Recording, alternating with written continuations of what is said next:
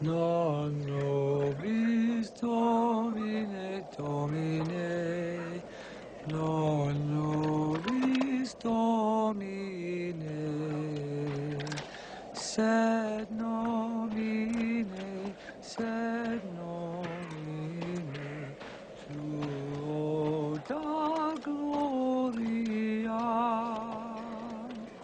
Non nobis Domine, Domine, non nobis Domine, sed nomine tuo da gloria. Armando Pego es un hombre de misterio. A pesar de sus talentos, se ha hecho famoso en cierto espectro político de Twitter hace bien poco, cuando empezó a escribir para el diario digital El Debate y cuando se hizo amigo de Pedro Herrero y fascinó en dos de sus extremos centros. Pero Armando es un hombre de letras y un profesor universitario admirado ya desde hace años por sus alumnos y colegas.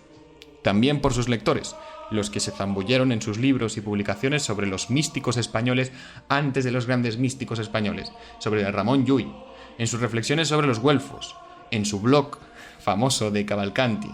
Ahora Armando, además, ha publicado un libro que agradará a la clientela de este nuestro viejo café. El libro se llama El peregrino absoluto. Poco podemos decir que no haya confesado ya el mismo Armando a través de sus prolijas vías de expresión, y es que allí donde ha podido mostrar su talento escribiendo y pensando, ha cumplido con creces. Y nosotros, lectores de buenos textos con un buen café en la mano, se lo agradecemos. Armando ha estado tiempo escondido, sus cualidades han sido disfrutadas por unos pocos, y quizá esta irónica realidad le agradaba.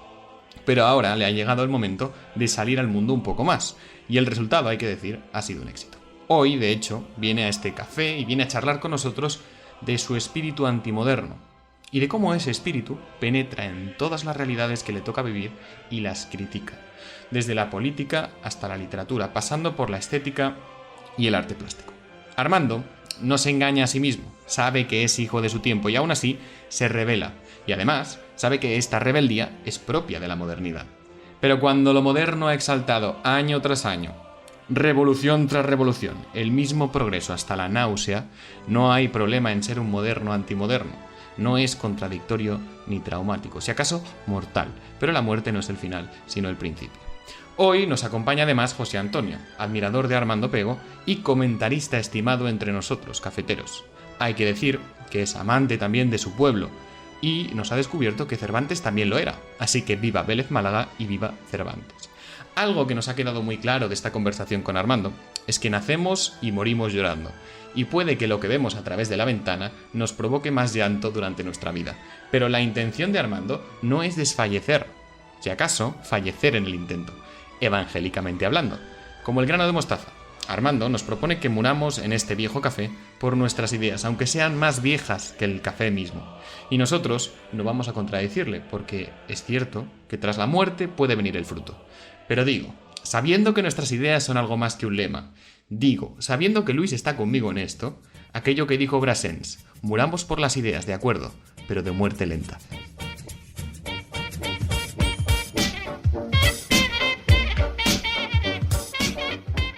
Estamos aquí con Jaime. ¿Cómo estás, Jaime? Muy bien, como una rosa. Con José Antonio. José Antonio, ¿cómo estás, José Antonio? ¿Qué tal? Muy bien, ¿cómo estáis? El invitado ha venido por fin, Armando Pego. ¿Qué tal estás, Armando?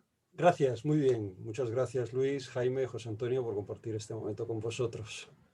No, la verdad es que Jaime me había dicho muchas veces de invitarte, porque o sea, le hacía ilusión hablar contigo, y yo que soy un poco así a veces disperso,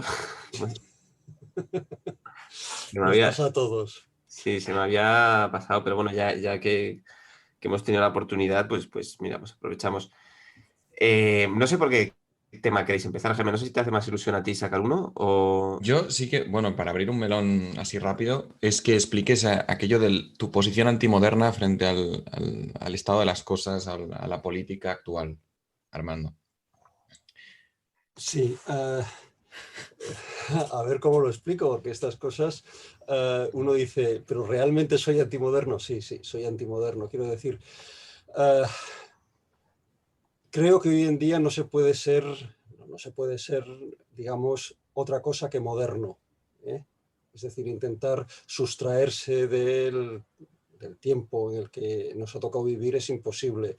Llámeslo también antipostmoderno, con paréntesis, con comillas, con lo que quieras, pero es evidente que uno da respuesta a unas situaciones muy concretas. Y yo creo que la modernidad, comience donde comience, yo siempre la remonto mucho más atrás de lo que suele ser habitual, ¿no? Como algunos autores también americanos, como Charles Taylor.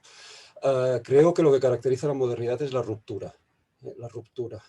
La ruptura que adopta diversas formas, ¿no? La ruptura que puede ser, tal como creo yo, del origen de la modernidad, como creemos algunos, el origen de la modernidad con la escolástica y el traslado del mundo antiguo, de un mundo rural ya hacia las ciudades, o bien con la reforma protestante, la ruptura de la unidad de la Iglesia en el siglo XVI, o con la Revolución Francesa en 1789, la Revolución Americana, que significa el fin de lo que podríamos llamar el antiguo régimen. Es evidente que, y no intento alargarme mucho, que decir que restauremos el pasado, que volvamos a las formas del antiguo régimen, es absurdo. Ahora bien, lo que sí es evidente es que la modernidad lleva en sí el germen de la crítica, y el germen de la crítica también a la propia modernidad. Y creo que la revolución lo que hace es poner en cuestión algunos principios básicos de nuestra naturaleza, de nuestra condición humana. Sí, justo va por ahí, justo es a mí lo que más me interesa, porque yo estoy en una posición parecida, o al menos si miramos diferencias ideológicas entre Luis y yo, creo que hay pocas, muy pocas, somos casi uno, pero sobre todo yo creo que el punto que más nos divide o en el que más hemos discutido es el tema de la Constitución, bueno, la Constitución moderna. Ya no hablamos de la Revolución, sino incluso de la del 78 aquí en España, ¿no? Y sí que mi posición es muy recelosa porque pienso que soy quizá más tradicional. No sé si tú identificas el tradicionalismo con lo antimoderno, quizá no.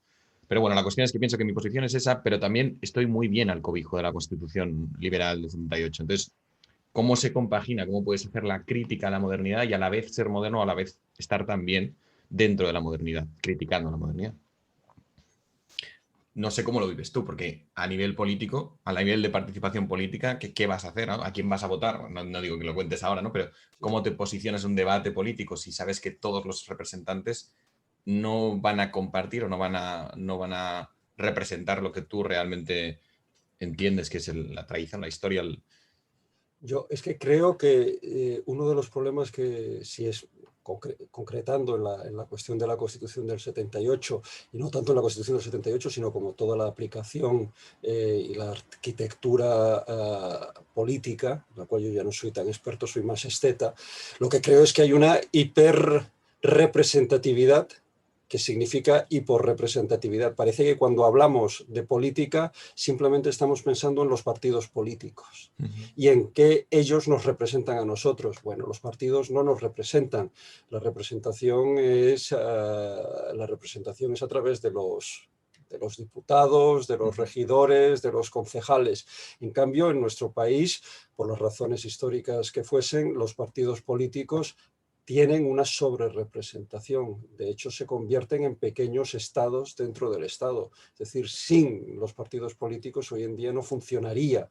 No es que no funcionaría el sistema, es que no funcionaría la administración normal, normal de cada una de las instituciones a nivel pues, local, autonómico o incluso estatal. Yo creo que este es un grave problema que tenemos. Es decir, que muchas veces la política de Estado es una política de partidos, y una política de partidos ahora cada vez más sometido a los vaivenes de las encuestas y a los vaivenes de la estadística en función de las siguientes elecciones.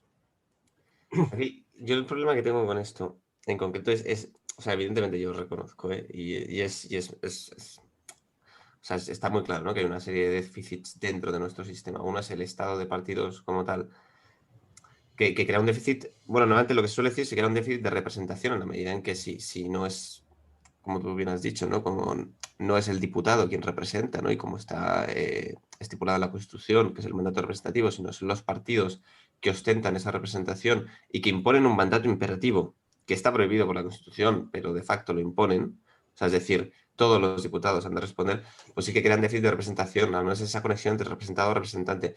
Mi problema es cuál es la alternativa a esto. O sea, esto surge, es lo que se ha llamado la racionalización parlamentaria. Esto surge de otras experiencias del siglo XX en que ocurría lo contrario, ¿no? Es decir, parlamentos excesivamente plurales, excesivamente que al final pues cuesta más también, digamos, gobernar, y también pues esta representación mayoritaria, ¿no? Que es más propia de los británicos, va contra la pluralidad en la medida en que bueno, pues se presenta una sola persona y gana por 51%, o sea, digo, listas uninominales, es decir, se presentan solo personas, pues no se está representando bien a la sociedad como tal. Entonces, no estoy defendiendo como tal el sistema, lo único que digo es que lo contrario crea lo que se ha llamado el obstruccionismo de la minoría, que son gobiernos que cuesta que gobiernen, y ocurre en Italia, ¿no? No sé, me parece que en Italia no ha habido ningún gobierno que... Es que ahora tendría que mirarlo, pero estoy bastante convencido que no ha habido ningún gobierno que ha acabado la legislatura, porque las minorías tienen demasiada posibilidad de obstruir. Entonces, es verdad que demasiado gobierno crea la tiranía de la mayoría, pero demasiada representación crea lo contrario, crea la imposibilidad de gobernar, crea inestabilidad. Entonces, aquí hay un juego que es buscar un equilibrio entre los límites y la gobernabilidad. Yo creo que la Constitución española hace un juego decente al final, o sea, después de estudiar. También es verdad que yo estoy empezando, ¿no?, en el mundo del derecho constitucional, pero creo que el problema no es la Constitución, la verdad. Yo creo que el problema es la cultura. O sea, es decir, la Constitución crea unas reglas del juego, se echa mucho la culpa, ¿no? Es decir, que es verdad que desde que existe la Constitución 78, los valores cristianos pues han ido a la baja. Yo no sé si habría que mirar tanto a la Constitución, o habría que mirar a que no se ha hecho una guerra cultural, o no hemos tenido pues esta sociedad civil que empuja, ¿no? Que al final yo creo que la Constitución bebe de una cultura que la interpreta. Y creo que se ve claro por ejemplo, el artículo del matrimonio, ¿no? Es decir, el artículo del matrimonio, cuando pone que el matrimonio, creo que es el 32, si no me falla la memoria, que el matrimonio es entre el hombre y la mujer, esto ha sido interpretado por el Tribunal Constitucional como que no se refiere a que es un elemento nuclear que sea entre el hombre y la mujer, ¿no? Pero eso es porque la cultura cambia y el Constitucional hizo una interpretación, que esto ya podemos entrar, ¿no? Si se puede hacer esto el Constitucional o no, una interpretación evolutiva, entendiendo que puede ser también entre el mismo sexo, ¿no? Entonces, o sea, mi postura aquí es, o sea, y preventiva, ¿eh? Y ojo, y abierto a que digáis vuestras opiniones y tal, o sea, en el sentido de abierto a enriquecerme con lo que pensáis. Mi postura es, sí que es verdad que hay muchas deficiencias, creo que es muy difícil los cambios, pero también creo que le prestamos mucha atención a la Constitución y debería ser más cultural. O sea, deberíamos estar ahí dando más la matraca con la cultura. No sé qué opinas. Me acabas de meter un rollazo ahora, Armando. O sea, acabo de Pero Pues ser... yo ¿qué creo es? que... Uy, te estás enriqueciendo, coño. Eh, eh, yo creo que tienes razón en el tema de que la cuestión es una cuestión cultural, ¿eh? Y que también hay, así como hay una sobrerepresentación, también hay una sobreteorización, ¿no? Esto siempre estamos hablando de el derecho comparado, etcétera, etcétera, que es muy interesante para el mundo de la academia y también para el mundo del mundo del derecho. Pero luego está la articulación concreta, capilar, en nuestra realidad concreta. El mundo cambia, es evidente, y el mundo evoluciona. El problema, como dices tú, es que este país, yo suelo decir, con una frase quizás desafortunada, es un país de curas y de guardias civiles. Es un país de curas y de guardias civiles. Tiene una enorme capacidad de autodisciplina, es una enorme capacidad de autodisciplina y de bajar la cabeza y de someterse hasta que acaba hasta las narices de someterse. Y entonces hay el estallido, la revolución, la revuelta, el descontrol, con lo cual vuelve a ahormarse el país. La Constitución del 78, sin duda, intenta, digamos, equilibrar estas tendencias, pero sobre todo lo que hace es dar un enorme poder a las cúpulas de los partidos políticos, aunque no sea su intención primaria, pero son la realidad de los hechos, aquello que decía Romanones, yo no necesito las leyes, necesito los reglamentos, ¿no? Con los reglamentos ya lo tengo resuelto todo, y muchas veces a través de los reales decretos o de digamos, los que sabéis de derecho, de reales decretos o anexos a la legislación, se pueden cambiar muchas cosas, ¿no? Y bueno, los partidos políticos también son agencias de colocación muy importantes y en este país sigue siendo muy necesario estar bien conectado para poder simplemente vivir. De hecho, Giovanni Sartori, que es un politólogo muy prestigioso italiano, decía que era la finalidad de los partidos políticos, la colocación de cargos públicos. O sea, ya lo definía directamente. O sea, sí que fue intencionado, ¿eh? Lo del estado de partidos. O sea, la lógica de entonces era la idea de salimos de 40 años de dictadura, vamos a crear una democracia, vamos a dar mucha estabilidad y vamos a evitar que ya desde el principio pues empezamos con problemas de gobernabilidad. Por eso se hizo. Y además estábamos hablando de que había que integrar el gobierno franquista dentro de todo esto, ¿no? Entonces, por eso se hizo estados tan fuertes. Entonces, ahora habría que ver si esto se puede cambiar o no se puede cambiar, si es deseable o no es deseable. A ver, es la crítica general que se suele hacer, o sea, es decir, el tema de estado de partidos. Pero vamos, o sea, yo creo que también nos estamos metiendo mucho en el tema de la Constitución y lo que habría que entrar aquí es qué aspectos de la modernidad consideras tú que se puede hacer un híbrido, Armando. ¿Tú esto lo tienes teorizado, pensado? Es decir, oye, ¿Un híbrido en qué sentido? o sea, es decir, vamos a recuperar lo bueno de la modernidad y... Yo creo que no se puede, es decir, las síntesis siempre son malas. Yo creo que las síntesis son malas. Los híbridos son malos. Los sincretismos, bueno, es la vida y se puede ir mezclando las cosas. Ahora bien, considerar que se puede con un escalpelo separar lo bueno de lo malo e injertarlo, acabas convirtiendo a lo que salga en un Frankenstein, ¿no? Lo único que se puede hacer es ir regenerando el tejido, a veces amputando situaciones. Lo que sucede es que la fuerza, la dinámica, la propia inercia de la modernidad es como un vendaval, esto ya lo decía Benjamin, y es muy difícil poder retener todo lo que lleva consigo. Yo creo que la modernidad, por más que no lo parezca, tiene una fecha de caducidad. Desde el punto de vista teológico podrías llamarlo escatología, fin de los tiempos, etcétera. Si quieres, desde un pensamiento historicista, yo creo que también la modernidad es consciente de que ella quiere ser algo más que modernidad, en el sentido nietzscheano, ¿no? Quiere superarse a sí misma, quiere poder alcanzar un nuevo estadio, con lo cual yo creo que estamos en esta fase, una fase incipiente, pero en esta fase. Yo creo que la modernidad como tal tiene su fecha de caducidad, para bien y para mal. José Antonio, ibas a decir algo, ¿no? Sí, sí. No, justo. ¿Y está cerca esa fecha? ¿O creemos que está dentro Yo de un proceso? yo no soy un profeta, quiero decir, creo que Bueno, estamos... digo, viendo la sucesión histórica, ¿no? Yo creo que estamos, el avance de la inteligencia artificial, las nuevas posibilidades tecnológicas, todo ello creo que indican que este periodo puede ser más o menos largo, pero que la modernidad como tal, quiere instalarse en una nueva fase. Aquí justo ahora, Luis, sacaba el tema de la cultura, ¿no? Cómo, bueno, desde el punto de vista antimoderno, tú, Armando, cada uno desde el punto de vista desde el que parta, cómo intentar trabajar ya no tanto preocupándose tanto por la legislación o por el reglamento, por el estado de las leyes, sino por la cultura, ¿no? Y ahí ese es tu meollo, no es tu tema, ¿no, Armando? Sí. ¿Realmente ves una posibilidad de cambio ahí? Tú tienes experiencia en la universidad, tienes ese mundillo. Es decir, es bastante es desesperante. Lo que uno tiene que hacer es no esperar en que las cosas se transformen o acaben produciéndose los grandes cambios, sino en poder ir cambiando cosas en el día a día, que son las más difíciles, en el ir sembrando, ¿no? Yo en esto sí que soy evangélico no de evangelismo norteamericano, sino del evangelismo católico, digamos, el grano de mostaza que da lugar a una morera. Una vez, en una ocasión, me dijo Gregorio Luri, oye, pero la morera es un árbol muy chuchurrío, la morera no es gran cosa, pues aún así da sombra, ¿no? Y eso es importante. Y creo que el hecho de poder ir, digamos, capilarmente en pequeñas comunidades, ir sembrando, repoblando, es fundamental para ir reteniendo unas transformaciones que creo que son muy peligrosas.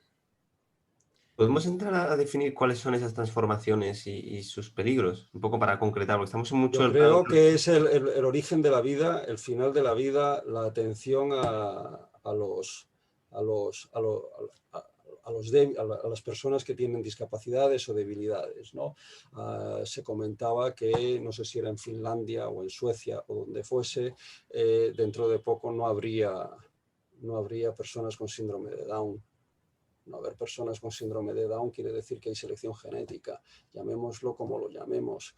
A mí me parece horroroso, horroroso determinar la necesidad de nuestra vida en función de cuáles son nuestras peculiaridades cromosómicas, o bien, bueno, si es más importante que viva un joven de 20 años que una persona de 90 años. Evidentemente la vida de una persona de 90 está culminada y la vida de un joven de 20 años está iniciándose, pero lo que no puede ser el factor para decidir si uno debe vivir o no, no es porque tenga 20 años, sino por la capacidad que tiene el de 20 años de producir. Esto me parece de producir. Esto me parece importante. Es Por tanto, Matrix. estas Matrix total. cuestiones, digamos, de selección genética, de inicio de la vida y de fin de la vida y de modelo de vida, yo creo que son fundamentales, y esta es una defensa en la que no se debe en ningún momento bajar la guardia. Y nuevas ideologías, como puede ser, bueno, lo que se ha llamado en Estados Unidos de la woke culture, ¿no? Esto que son las ideologías de base marxista, como puede ser Black Lives Matter o LGTBI y tal. ¿Qué análisis haces? Yo esto sí que lo considero muy antiguo, quiero decir. Me parece que es la Santa Inquisición de toda la vida, en la versión más fanática, fundamentalista, revestida de buenas intenciones y revestida digamos, de un aura de modernidad, de antimodernidad, pero desde el otro lado, ¿no? Obligar a la gente a arrodillarse, expulsar de la universidad a quienes no comentan adecuadamente determinados textos, prohibir, es decir, hacer un nuevo índice de libros prohibidos. Quiero decir, esto es que no me parece nada actual, sino que me parece además muy del ámbito protestante. El ámbito católico tiene sus cosas. El ámbito, si quiere, se puede hablar de los católicos, ¿no? Cuando se habla normalmente de Nietzsche, que puso en cuestión la religiosidad tradicional, me puede decir, pero Nietzsche no está hablando de los católicos. Nietzsche tiene como figura nuclear la de su padre, que era un pastor protestante. Y esto, en principio, debería ser como la liberación de todos los prejuicios y dogmas tradicionalistas. Por tanto, yo creo que la cultura woke es una profunda involución.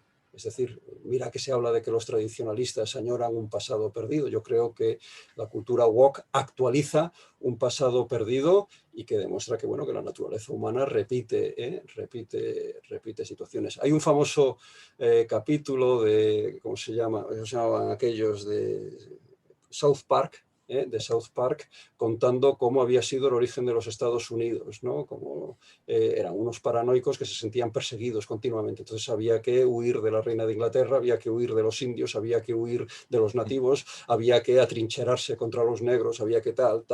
Pues bien, esto en un sentido de inversión, de revolución, es lo que se ha producido, ¿no? La cultura de la cancelación, ¿no? Es la vuelta a, digamos, a todo aquello que en el siglo XVI, XVII había provocado el horror y el intento de detenerlo a través de las teorizaciones. Vosotros sabréis más de Hobbes y de esto, luego de todo el liberalismo de corte anglosajón.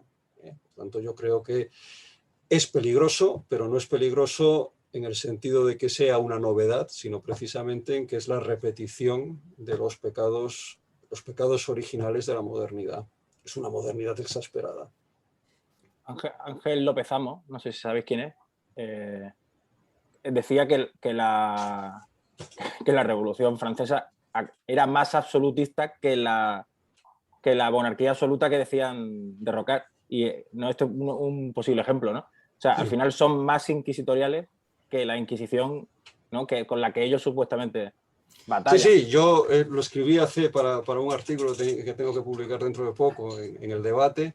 Decía, en 10 años los franceses pasan, es decir, los revolucionarios pasan de decapitar, de guillotinar al rey de una dinastía milenaria, en 10 años pasan de esto a coronar en Notre Dame a un advenedizo. Genial, pero un genial advenedizo con el Papa presente como si fuera un nuevo Carlomagno. Por tanto, la historia se repite, no sé si como farsa, pero sin duda hay algunos aspectos en el cual la modernidad supone una ruptura, porque evidentemente Napoleón ya no es la dinastía Capeto y ya no vuelve el Código Civil. Hay un intento de, como diría un jesuita francés de los años 70, que teorizó bastante la ruptura, que hablaba precisamente con respecto al Concilio Vaticano II de la ruptura instauradora, ¿no? La ruptura instauradora. Esta instauración significa un regreso de lo diferente, pero un regreso, un regreso. Sí, porque copian todas las liturgias, además. O sea, estéticamente intentan, ¿no?, mantenerse un poco en lo que... Porque la gente respetaba, en el fondo, ese tipo de... Entonces ellos intentan copiar. Pero hay una ruptura, hay, digamos, un desplazamiento, claro, una desviación. Y esto es lo que hace que la modernidad tenga precisamente el hecho de que incluya la antimodernidad, porque siempre hay una posibilidad de autocrítica a sí misma. Hay una pulsión suicida en la modernidad, que está presente, yo creo, que en toda la cultura también occidental. La cultura occidental se basa siempre en muertes. La cultura occidental se basa en muertes y en destrucciones. Digamos, si hay algo que funda la cultura occidental es el relato de Homero. Y el relato de Homero es la destrucción de Troya. La destrucción de Troya. Después está, como diría George Steiner, la muerte de Sócrates, que inflige una herida en la conciencia occidental. El tema de la conciencia viene de Sócrates. La muerte de Jesús en el Calvario es también otra nueva ruptura. Por tanto, la historia de Occidente, hasta el Holocausto, hasta Auschwitz, digamos, hasta lo que es la Shoah, es siempre la historia de un replanteamiento tanatológico. Es una cultura que está siempre muy amenazada, muy asediada, muy obsesionada por el tema de la muerte, cosa que no tienen otras culturas, por ejemplo la China. Pues has hablado de que eres un esteta y precisamente vamos a indagar por ahí. No, porque precisamente en esta lucha de lo antimoderno y lo moderno, justo un campo en el que parece que hay un consenso clarísimo, sobre todo entre la gente, pues, de a pie, es precisamente en la estética moderna, ¿no? La estética contemporánea, más bien, ¿no? Que hay un sentir general en contra del arte contemporáneo y, sin embargo, a través del Estado, a través de la academia o a través de estructuras de poder, se sigue manteniendo el criterio estético revolucionario o la estética contemporánea. ¿Por qué crees que sucede? Porque si a nadie le gustan las puñeteras rotondas del ayuntamiento, ¿por qué se siguen poniendo? ¿Por qué se sigue imponiendo esta estética? Yo creo que esto no es ni estética, esto es kitsch. Es decir, no toda intervención con pretensión artística es arte. Puede haber un funcionalismo sin más, ¿no? Una cuestión puramente digamos, de función, de resolver un problema. Ahora bien, lo que hace que el ser humano pueda vivir en sociedad es que esa función adquiere también una trascendencia, la que sea, no digo trascendencia religiosa, es decir, va más allá, abre su contacto con una realidad que está escondida delante de la apariencia. Yo creo que el arte contemporáneo puede ser que esté sobrevalorado, pero también hay algunos artistas que reflejan muy bien el espíritu del tiempo. A mí siempre me ha conmovido muchísimo los cuadros de Rothko, que son estos grandes lienzos de un solo color, de un solo color. Afrontar la nada, afrontar la ausencia también es una forma de aceptar la modernidad. Ahora bien, Rothko está muy bien cuando se repite Rothko por 50 personas que lo que intentan es colocar su cuadro en el centro de arte contemporáneo de su pueblo, porque el pueblo tiene que tener un centro de arte contemporáneo en el cual simplemente tiene que incluir pues las obritas que realizan sus paisanos, pues la cosa está mal. Claro, esto ya es impensable en un mundo en el que se ha llevado a cabo el igualitarismo absoluto. Es decir, esto que estoy diciendo podría recibir, pero tú ¿qué te has creído? ¿Que el arte es algo elitista? A ver, ¿qué diferencia hay? ¿Cómo puede ser que Rothko sea muy bueno? ¿Por qué? Porque es norteamericano y porque lo han apreciado mucho en la academia. Y en cambio, mi amigo Josele de mi pueblo en donde sea, ¿no? En el Levante o en Castilla o en La Mancha o en Extremadura o en un pueblo de Asturias, no. Claro, esto también es culpa, digamos, va implícito en el desarrollo de la propia dinámica de la cultura, del arte contemporáneo. Es que la iglesia lo ha adoptado, ¿eh? Luis y yo tenemos un contacto extraño. O sea, paralelamente hemos encontrado dos iglesias volcán, él en Madrid y yo en Alicante, que son clavadas y el aspecto es grotesco. Y aún así, fíjate, tú decías, bueno, Rothko tiene excusa porque refleja el espíritu de su tiempo, pero ¿qué excusa tiene la iglesia al transformar su arquitectura y su pintura en el espíritu de su tiempo? Hemos tenido un pequeño intercambio en Twitter con algunas personas que estamos en desacuerdo, ¿no? Yo ponía como ejemplo la iglesia de los dominicos en Madrid.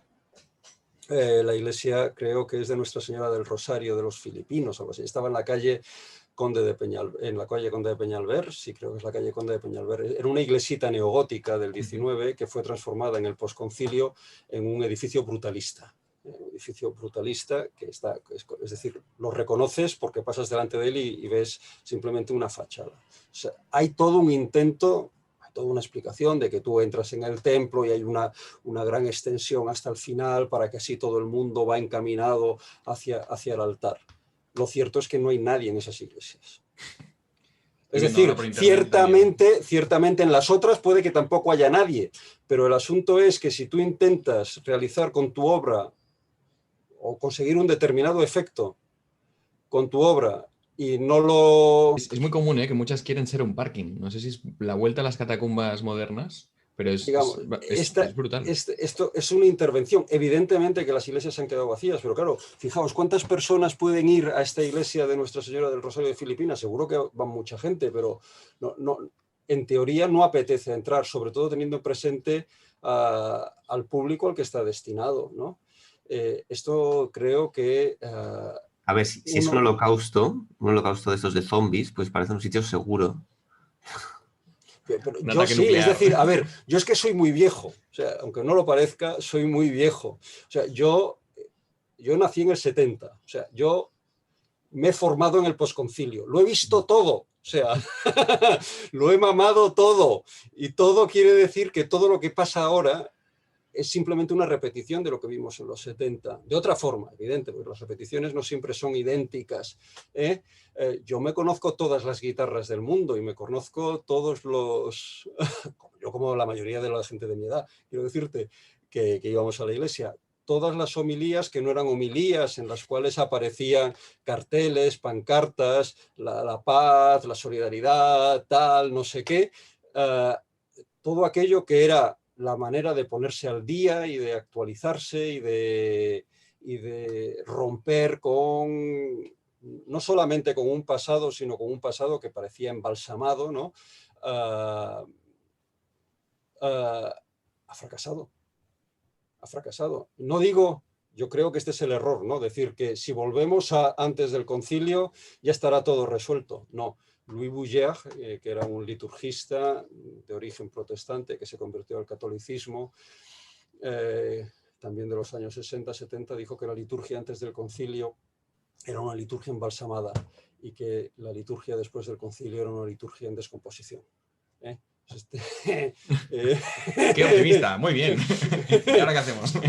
¿Y ahora qué hacemos? ¿No? Se trata de volver a, digamos, a insuflar vida en esta liturgia, lo cual no quiere decir que haya que ser de un pesimismo atroz, sino de ser conscientes de dónde nos encontramos y, por tanto, todo esfuerzo que conlleve recuperar la tradición, no de restaurar la tradición, de recuperar la tradición musicalmente, artísticamente, digamos, imágenes, etcétera, bienvenida sea. Esto justo último que has comentado, me da pie a preguntarte sobre lo que le gusta a la modernidad, el cambio repentino, ¿no? O sea, siempre lo nuevo es mejor por el mero hecho de ser nuevo, ¿no? Por el mero hecho de ser nuevo o sencillamente por destrozar lo anterior, es decir, exacto, reformularlo en versión, digamos, desacralizada. Sí. Y esto lo hace muy bien Picasso, pero nosotros no lo hacemos muy bien. Entonces esto me lleva a, realmente la preferencia temporal cambia al tener que desembocarse todo y todo precipitarse de forma tan repentina. La preferencia temporal de la sociedad cambia. O sea, efectivamente. Esto es un tema que en el antiguo régimen, por decirlo de alguna manera, no pasaba tanto, ¿no? Porque los cambios eran mucho más lentos y también se asentaban con mucha más, ¿no? Con mucha más tranquilidad. Primero, la vida era mucho más corta. Los cambios eran mucho más largos. Es decir, evidentemente el nivel de decir, no, es que el antiguo régimen, claro, con los niveles de mortalidad infantil serían absolutamente intolerables.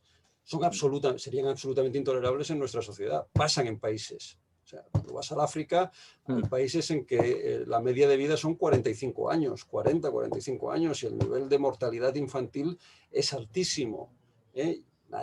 Nadie añora aquello y hay que transformarlo. Por tanto, en el antiguo régimen, evidentemente, los cambios eran a mucho más largo plazo, la vida era mucho más corta, pero no por eso más desgraciada. Considerar que por tener la vida más corta es más desgraciada, bueno, puedes tener una vida muy larga. Nos parece corta a nuestros ojos, claro. A nuestros ojos. Claro, bueno, nosotros dices, 45 años, hoy un día alguien 60... que se muere con 60 dice, pero si todavía le quedaba mucho tiempo. Claro. Y con 60 años, hace 100 años en España, incluso en España, era una edad bastante avanzada. Yo creo que ha habido una aceleración se ha producido justo, es inversamente proporcional. Vivimos mucho más y los cambios, en cambio, son muchísimo más acelerados. Muchísimo más acelerados. No hay continuidad. Se rompen, se rompen los lazos, se rompen los vínculos familiares, los vínculos sociales, los vínculos políticos, incluso los vínculos religiosos. Sí, hablando... Perdón. Dale, José Antonio, que ibas a sacar otro. Porque esto que he comentado justo, también incluso los vínculos religiosos, o sea, la religión, concretamente, bueno, en Europa el catolicismo era un gran contrapoder de las monarquías, ¿no? Junto a la aristocracia, los varones, ¿no? Había como... Todo esto se destruye por completo, ¿no? O sea, desaparecen los contrapoderes y el Estado único, el Estado ocupa es el que absorbe todo en una mano, todas las responsabilidades y poderes. Esto Luis sabe mucho más, pero yo creo que el gran tema de la teoría política siempre ha sido las dos espadas. El gran tema son las dos espadas, la espada temporal y la espada espiritual. Digan lo que digan, por más que haya separación iglesia-estado, que es ideal, para quien sea, puede ser ideal, es evidente que o subordinas un poder a otro, o la tendencia es a absorbo la legitimidad del otro. Y el Estado moderno lo que ha hecho ha sido succionar la legitimidad espiritual. Yo creo que la Iglesia, sobre todo la Iglesia católica, ha ejercido, tú decías, José Antonio, la función de contrapoder. Yo creo que en sus mejores momentos ha ejercido la función de retención, es decir, de limitar. Sí. Es decir, aquello tan básico de que alguien que se refugiaba en una iglesia por más que fuese un enorme criminal, Había un tenía derecho a ser escuchado. No podías irrumpir en la no podías irrumpir en la iglesia como no se podía irrumpir en la universidad. En el momento en el que el Estado considera que por encima de todo, y ahora hablaremos de un tema que yo quería comentaros, ¿no? Por encima de todo considera que el ejercicio de la potestad le corresponde solo a él, no puede aceptar ninguna autoridad que esté al margen de él. De hecho, también escuchamos muchas veces de no existe derecho natural, todo es derecho positivo. Claro, cuando todo es derecho positivo, si eres coherente, aunque lo digan con la boca pequeñita, ninguno de nosotros tiene ningún derecho. Nosotros disfrutamos de derechos, gozamos de derechos, pero no poseemos ningún derecho.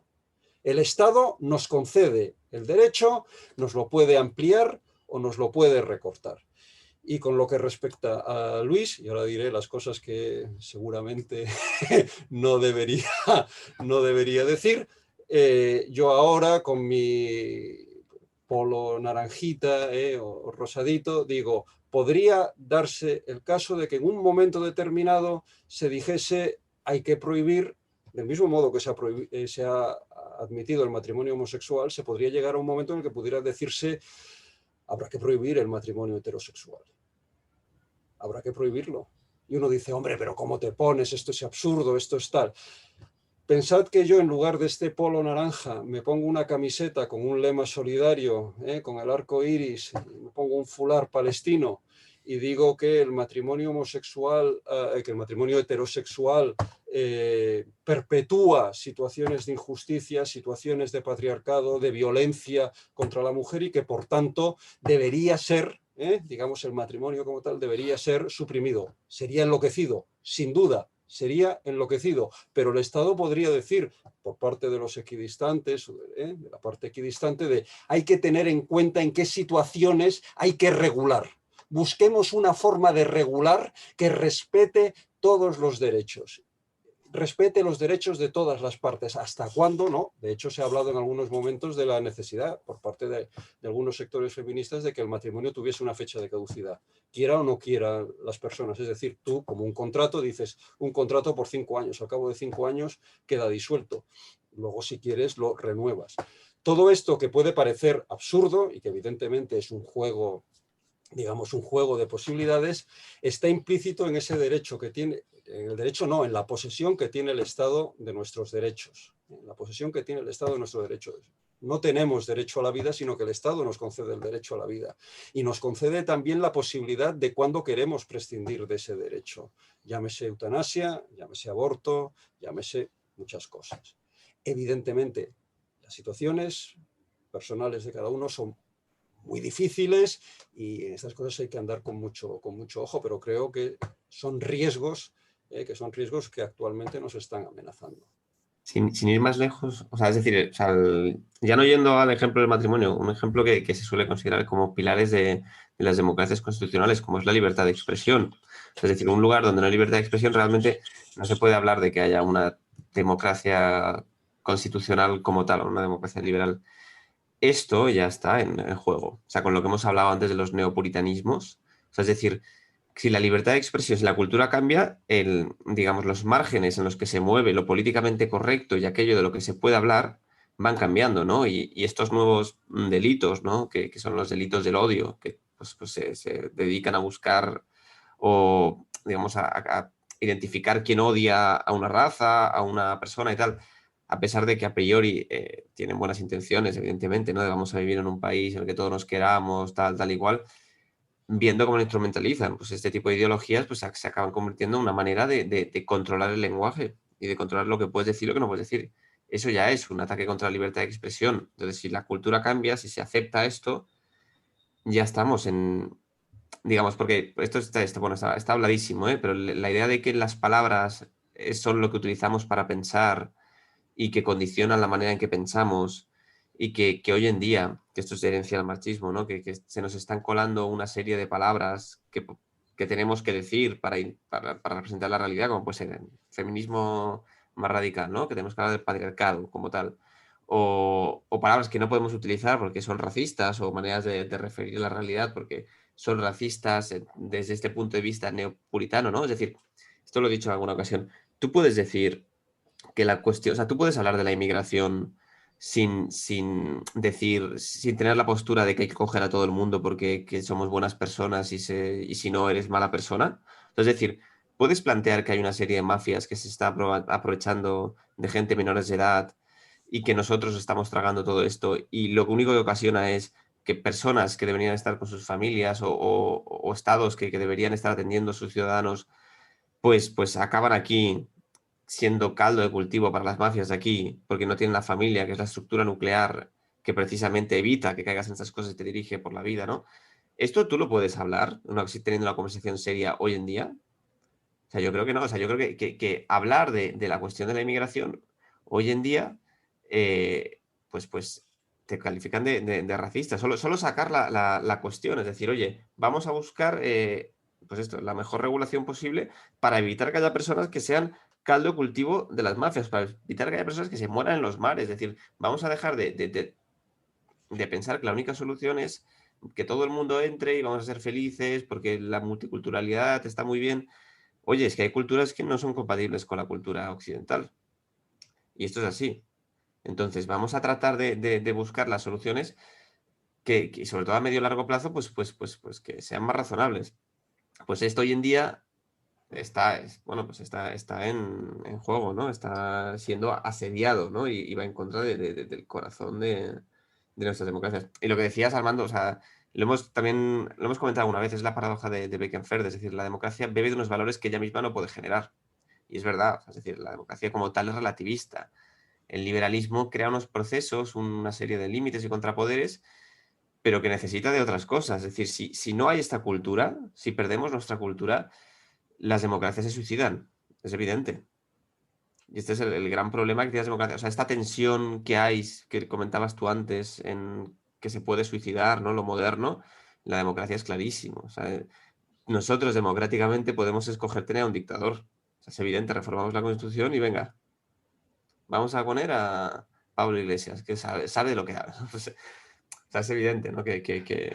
Por eso pongo tanto énfasis, no tanto en la constitucional. Yo creo que los juristas al final también nos damos cuenta de la fragilidad de lo jurídico en una época tan convulsa, ¿no? Y por eso la necesidad de que haya una sociedad civil y de hacer, pues, de evangelizar, ¿sabes? O sea, evangelizar y no tanto ya solo constitucionalmente, ¿no? Es decir, cuando salió la polémica de la guerra cultural, yo estuve un tiempo intentando entender qué era la guerra cultural, es decir, a qué se refiere la batalla cultural. Y al final, recuerdo que en Twitter, viendo a Ricardo Calleja escribir algo, le pregunté, ¿pero esto qué es? Al final, ¿qué es la guerra cultural? ¿En qué se traduce? O sea, ¿qué hay que hacer, no? Y es evangelizar, ¿no? Es decir, es el ir y evangelizar por todo el mundo. Pues desde un punto de vista católico, pues al final sí. O sea, yo creo que es la raíz, ¿no? Que es me- Hoy en me- día evangelizar es hacer la guerra. Y Bueno, como, morir, como morir. decías, es evidentemente en muchas partes del mundo se mueren, pero como decías, Luis, si no puedes tener una discusión sobre, por ejemplo, la inmigración, como vas a poder tener también una discusión sobre muchísimas cuestiones que afectan a la vida, que afectan a nuestra forma de situarnos en el mundo, que son hoy en día o parecen hoy en día indiscutibles. De manera que el hecho de afirmar determinados principios se convierten, aunque uno no lo quiera, en guerra.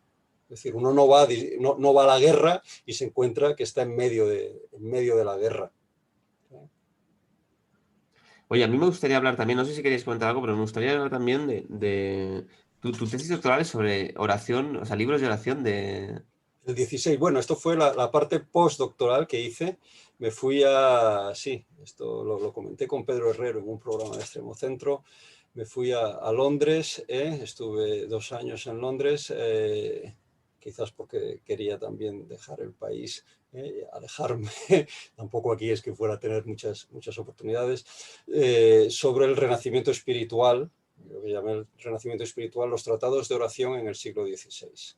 No, yo creo que mi interés era sobre todo en la etapa anterior en la etapa anterior a los grandes místicos de la segunda mitad del siglo XVII, Santa Teresa, San Juan de la Cruz, a Fray Luis de Granada. Es decir, todos los autores anteriores prácticamente olvidados y que parece que pues, o que no existían o que no representaban esa espiritualidad contrarreformista, la base de la grandeza imperial de España, etcétera, etcétera. Es decir, dime, Luis. Sí, no, o sea, es que mi pregunta, o sea, te lo pregunto porque lo escuché en Sí. este momento, eso lo sé. Pero mi pregunta es, ¿qué es la oración y cómo cambia la oración? Es decir, ¿cómo se rezaba antes y cómo se reza ahora? ¿Cómo se rezaba antes? Yo creo que siempre se ha rezado de una manera muy semejante. Quiero decir, todo está en los padres de la Iglesia.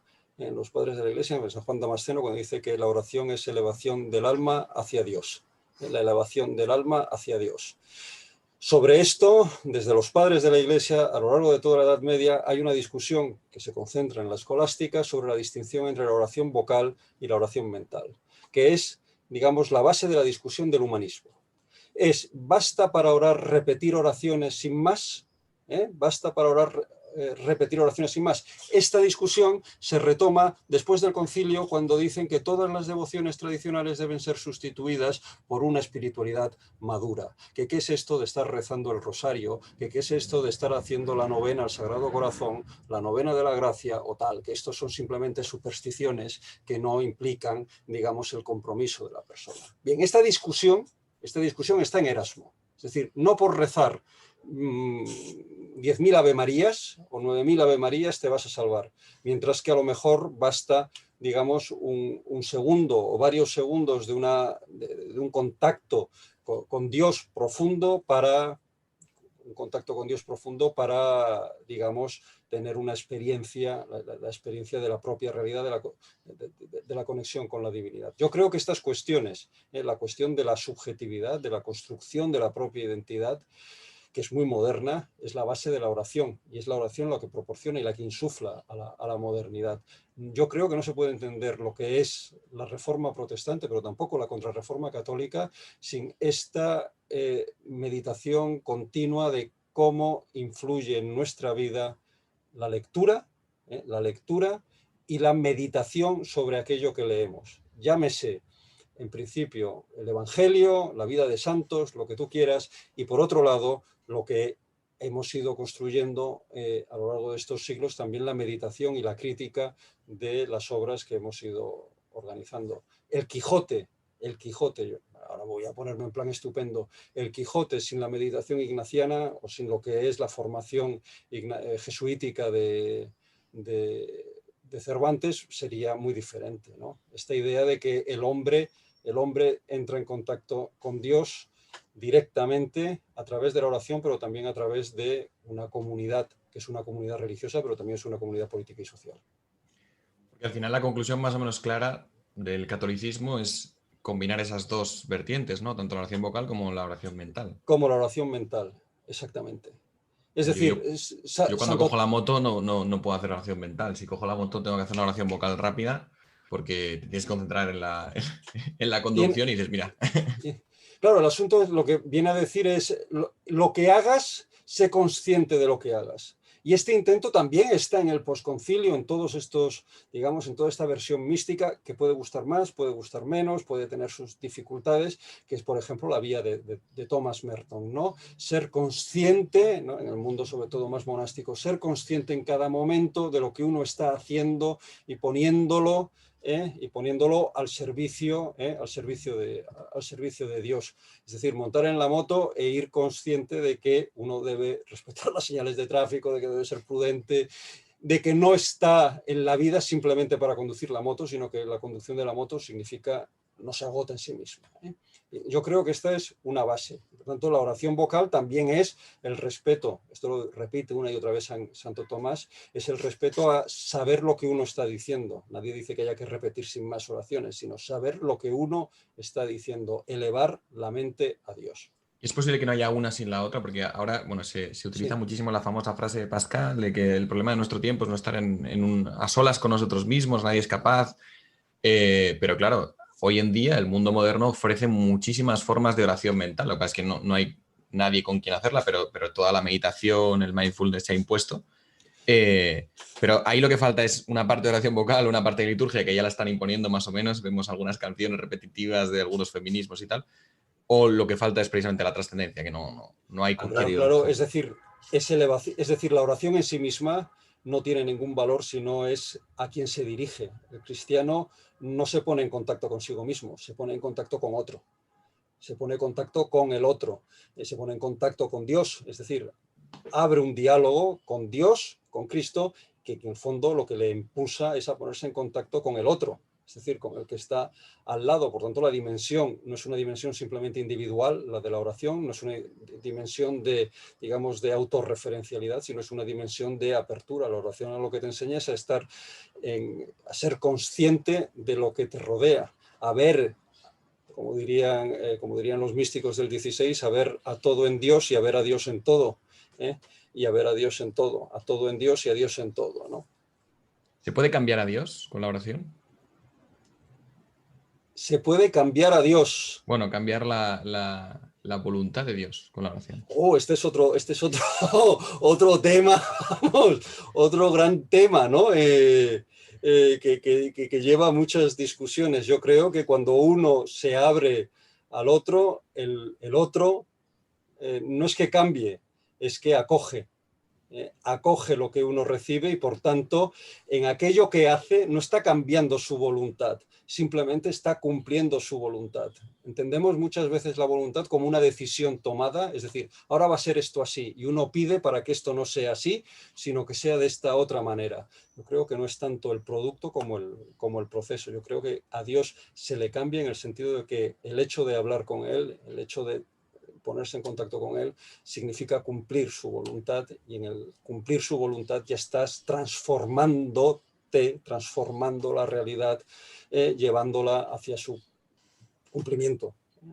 En la peli esta de C.S. Lewis, ¿cómo se llama? Shadowlands, ¿no? En Tierras de Penumbra, que el propio C.S. Lewis ahí está muy preocupado porque su mujer se está muriendo y entonces está rezando para que su mujer no se muera y está sufriendo muchísimo porque ve que Dios no le hace caso, ¿no? Y entonces hay un momento en el que él dice, o sea, se da cuenta de algo y se queda más tranquilo y dice, claro, es que rezar no cambia a Dios, me cambia a mí.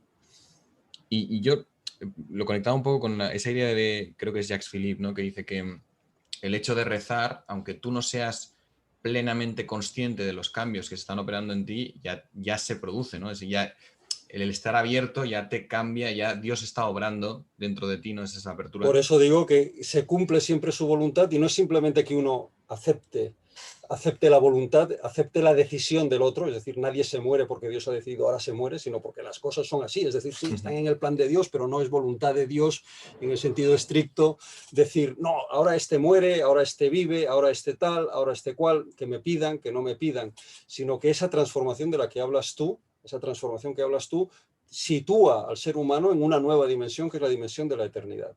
Por eso, digamos, en esa línea tan delgada entre lo que es el tiempo y la eternidad, son posibles también los milagros.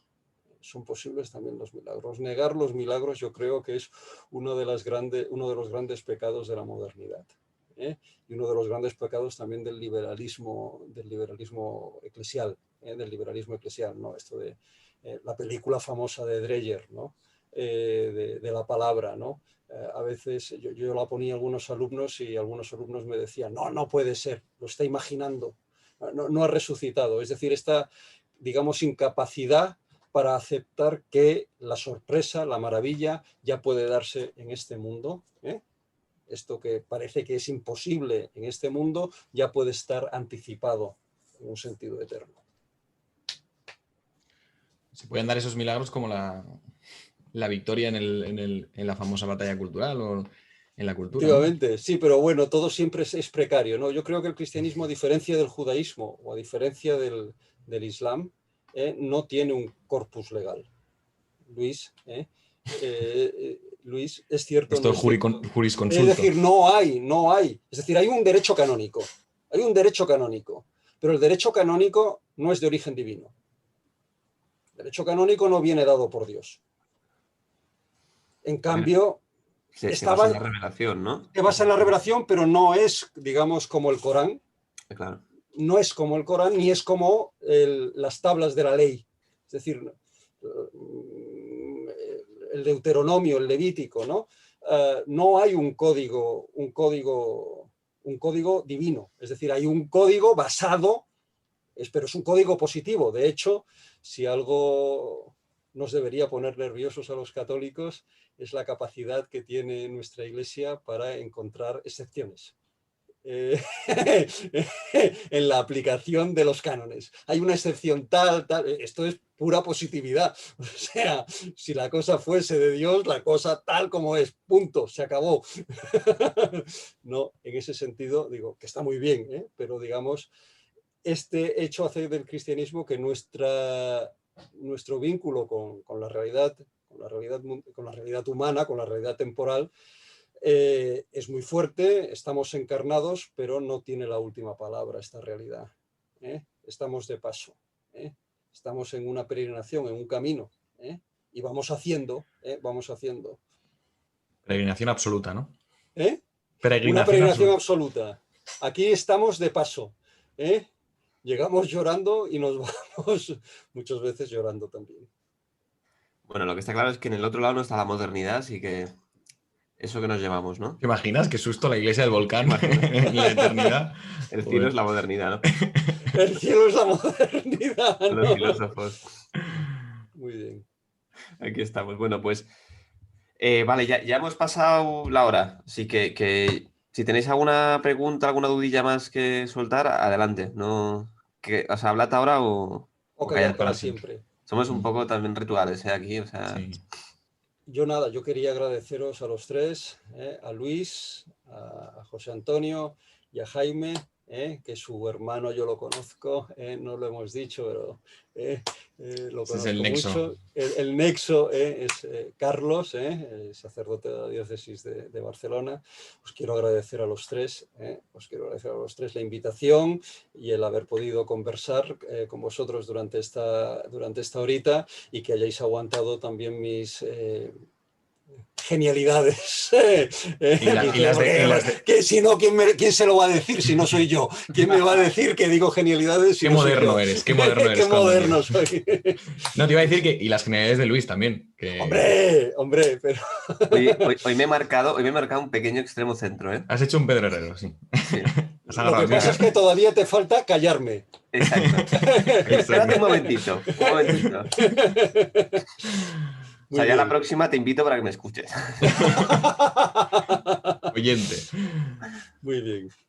Bueno, pues oye, mil gracias, de verdad, Armando, ha sido un placer hablar contigo, es súper interesante, ya lo sabes.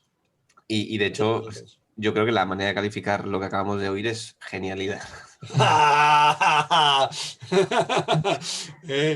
Bueno, en fin, Ya luego te invito tienes. a algún gin tonic, tranquilo. Exacto, sí. A ver, la próxima podemos hacer algo presencial. Perfecto. Y te invitamos a un gin tonic, a un whisky, a lo que prefieras. ¿Qué eres más, de gin tonic o de whisky? De un vasito de agua fresca al borde de... No. Mira la cara que se le ha puesto. No, sí, Estaba sí. pensando, tan católico, no. No, esto no. Sí, el gin tonic estaría bien. Vale, genial. Pues oye, quedamos así. Oye, mil gracias bien. a todos. Hasta otra. A vosotros, un placer.